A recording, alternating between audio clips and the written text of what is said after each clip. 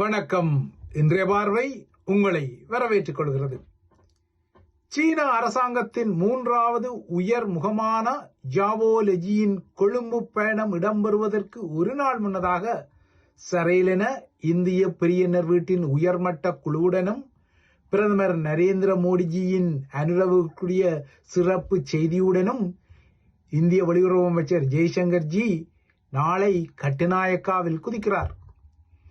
இந்திய வெளியுறவு அமைச்சரின் இந்த பயணத்தில் வழமை போல தமிழ் கட்சிகளுக்கு வழங்கப்படும் சந்திப்பு நேரத்துக்கும் இடம் உள்ளது. அந்த சந்திப்பு நேரத்தில் தமிழரசு கட்சியும் சங்கு அணியும் ஒன்றாக ஜெய்சங்கர்ஜியை சந்தித்து பேசலாம் என தெரிகின்றது. ஏற்கனவே தமிழரசும் சங்கு அணியும் 23ஆம் தேதி இந்திய தூதரை கொழும்பில் சந்திக்க இருந்ததாக கூறப்பட்ட நிலையில் இனிமேல் அந்த சந்திப்பு அநேகமாக ஜெய்சங்கருடனான சந்திப்பாக அமையும் எனவே எதிர்பார்க்கப்படுகின்றது.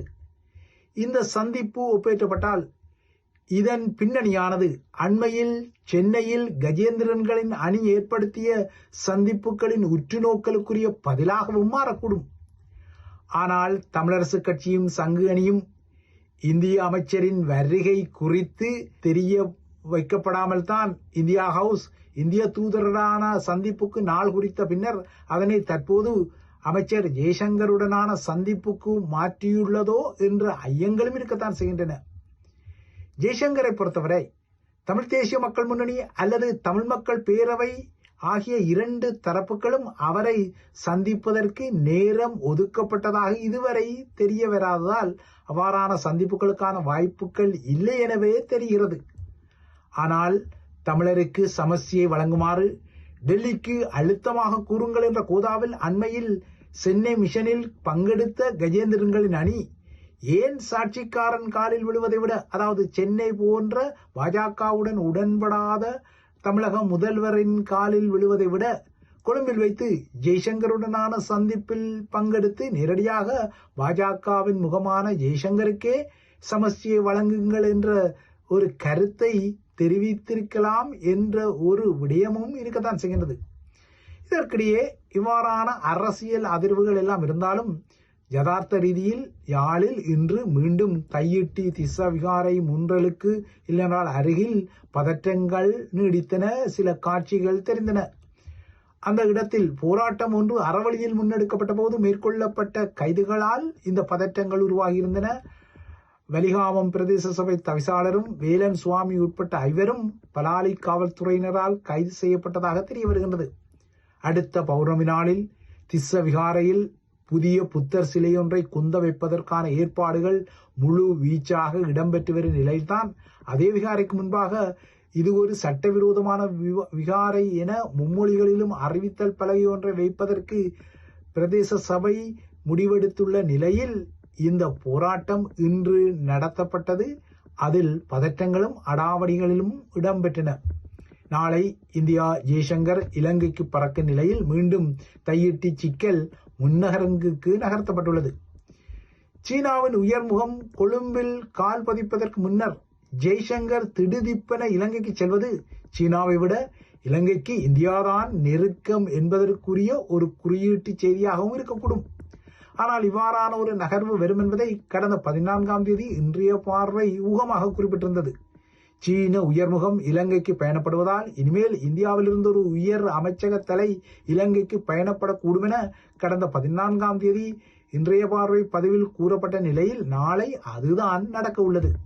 அதுவும் சீன முகம் கொழும்பில் தரையிறங்குவதற்கு ஒரு நாளுக்கு முன்னதாக இந்திய பெரியனர் வீட்டிலிருந்து இவ்வாறு ஜெய்சங்கர் கொழும்புக்கு பறப்பது இலங்கை மீதான அமெரிக்காவின் அண்மைய காட்சிப்படுத்தல்களுக்கும் ஒரு பதிலாக வரக்கூடும்.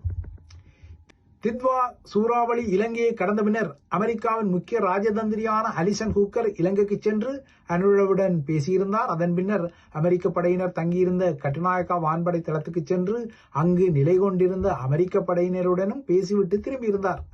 அமெரிக்காவை பொறுத்தவரை அதன் மொன்டானா தேசிய காவல்படைக்கும் ஸ்ரீலங்கா படைத்துறைக்கும் இடையில் ஒரு பாதுகாப்பு ஒப்பந்தம் கமுக்கமாக செய்யப்பட்ட ஒரு மாத காலத்துக்கு இடையில் அமெரிக்காவின் இந்தோ பசிபிக் பிராந்திய கட்டளை பணியகமான இந்தோ பசிபிக் படையினர் குவாம் தீவில் தரித்து நின்ற தமது 2 சூப்பர் ஹெர்குலிஸ் சரக்கு வான்கலங்களுடன் இலங்கையில் களமிறங்க வேண்டிய ஒரு நிலைமையை எதிர்கொண்டனர். இது தித்வா சூறாவளியால் சடிதியாக உருவாக்கப்பட்ட இந்தியாவும் எதிர்பாராத ஒரு நகர்வாகும். இலங்கையின் மீட்பு பணிகளுக்காக அமெரிக்க படையினர் களமிறங்கிய நிலையில் சீன அரசாங்கத்தின் முக்கிய முகம் நாளை மறுதினம் கொழும்புக்கு பயணிக்க உள்ள பின்னணியிலும் இப்போது இந்தியா ஒரு ஊடறுப்பை செய்து சீன முகம் தரையிறங்குவதற்கு முன்னர் கொழும்பில் கால் பதிக்க உள்ளது. கொழும்பில் கால் பதிக்கும் சீன முகமும் வெள்ளத்தால் பாதிக்கப்பட்ட இலங்கையை மீண்டும் கட்டி அமைப்பதற்கு வழங்கப்பட வேண்டிய சீன உதவிகள் குறித்தும் பேச தயாராகின்றது. இந்த நிலையில்தான் இந்திய வெளியுறவு அமைச்சரின் நாளைய பயணம் இடம்பெறுகின்றது. கொழும்பு செல்லும் சீன முகமும் சாதாரண முகம் அல்ல. சீன அரசாங்கத்தின் அதிகார படிநிலைகளை பொறுத்தவரை முதலில் சீன அரசு தலைவர் ஜி ஜின்பிங் இருக்கின்றார். அதற்கு அடுத்தபடியாக பிரதமர் பொறுப்பில் லீ கியாங் இருக்கின்றார். அதற்கு பின்னர் மூன்றாவது மிகவும் உயர்ந்த பதவியில் லெஜி இருக்கின்றார். அதே லெஜி தான் இப்போது இலங்கைக்கு பயணப்படுகின்றார். நாளை மறுதினம் அனுரகுமார திசாநாயக்காவை இந்திய வெளியுறவு அமைச்சர் சந்திக்க உள்ள அதே நாளில் தான் சீன முகமும் அனுரவை சந்திக்க உள்ளது. இதனால் ஒரே நாளில் அடுத்தடுத்து சீன இந்திய முகங்களுக்கு அனுரகுமாரவும் தனித்தனியான வரவேற்பை வழங்க வேண்டிய இக்கட்டான நிலையை எதிர்நோக்கியுள்ளார். அதாவது இலங்கை தற்போது இந்தியா, அமெரிக்கா, சீனா, ஜப்பான் என சில பெரிய இடத்து நாடுகள் மற்றும் பாகிஸ்தான் போன்ற சில ப்ராக்சி நாடுகளின் இழுப்புக்கு இசைய வேண்டிய வகையிலும் அந்த நாடுகளின் மூலோபாய நலன்களின் மைய புள்ளியாகவும் மாற தலைப்படுகின்றது. குறிப்பாக இந்தோ பசிபிக் பிராந்திய மிஷனில் ஒரு முக்கிய மைய புள்ளியாக இலங்கை மாறுவதற்கு பலமான கட்டியங்களாக இந்த ஏட்டிக்கு போட்டியான பயண நிகழ்ச்சி நிரல்கள் வெளிப்படுகின்றன. அனுரகுமார திசாநாயக்காவை சந்திக்கும் ஜெய்சங்கர் தனது பிரதமரான நரேந்திர மோடியின் தனிப்பட்ட செய்தியை அவரிடம் கையளித்த பின்னர் இலங்கையுடன் இந்திய பெரியனர் இன்னும் பொருளாதார உறவை அதிகரிப்பதற்குரிய பேச்சுக்களையும் நடத்தி கொள்ள தலைப்படுவார். ஆனால் இந்தியா இந்த பேச்சுக்களை நடத்தி கொள்ளும் அதே நாளில்தான் சீன குழுவும் சூறாவளி பேரழிவு கண்ட இலங்கைக்குரிய எதிர்கால சீன உதவிகளையும் இருதரப்பு உறவுகளையும் இன்னும் வலுப்படுத்துவது குறித்தும் அதே கொழும்பில் வைத்து பேச உள்ளது.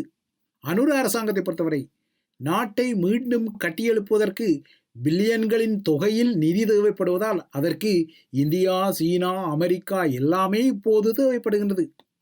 ஆனால் இலங்கைக்கு மிக அருகில் உள்ள நாடு என்ற வகையில் இலங்கையை மையப்படுத்திய இந்தியாவின் ஆபரேஷன் சாகர் பந்து நடவடிக்கை தான் இன்று வரை கனதியாக தொடர்கின்றது. தித்வாவுக்கு பின்னர் சில மணி நேரங்களில் இலங்கைக்கு முதலில் சிறப்பு பேரிடர் மீட்பு படையினரை அனுப்பிய நாடு இந்தியா. அதன் பின்னர் தான் இந்தியாவின் குளோப் மாஸ்டர் ரக சரக்கு வான்கலங்களும் MI-17 ரக உலங்கு வானூர்திகளும் மீட்பு பணிகள் மற்றும் நிவாரணங்களில் குதித்திருந்தன. இவ்வாறாக இலங்கை நோக்கி பறந்த குளோப் மாஸ்டர்களும் கடற்கலங்களும் அடுத்தடுத்த நாட்களில் பெய்லி பாலங்கள் உட்பட்ட தொன்கணக்கான நிவாரணப் பொருட்களை அனுப்பிய விடயம் நீங்கள் அறிந்த விடயம். ஏனைய நாடுகளின் தூதர்கள் இப்போது இலங்கையின் நிவாரண நகர்வுகளில் சற்று ஓய்ந்து விட்டாலும் தனது ஆபரேஷன் சாகர் பந்துவுக்காக இந்திய உயர்ஸ்தானிகர் சிங்கள பகுதிகளிலும் அதிகமாக பிரசன்னப்படுவதை காண முடிகின்றது. இந்திய வெளியுறவு அமைச்சரின் கொழும்பு பயணத்தின் பின்னணியில் இலங்கையில் தெரியும் இந்த காட்சிகள் இலங்கையில் இந்தியாவின் புதிய வளமைக்கு, அதாவது நியூ நோமலுக்கு தமிழர்களும் சிங்களவர்களும் கையாளப்படும் சமநிலை சூத்திரங்களையும் லேசாக வெளிப்படுத்த தலைப்படுகின்றது. இந்த சமநிலை சூத்திரங்களின் ஒரு காட்சியாகத்தான் நாளை ஜெய்சங்கரின் கொழும்பு பயணமும் இடம்பெற காத்திருக்கிறது.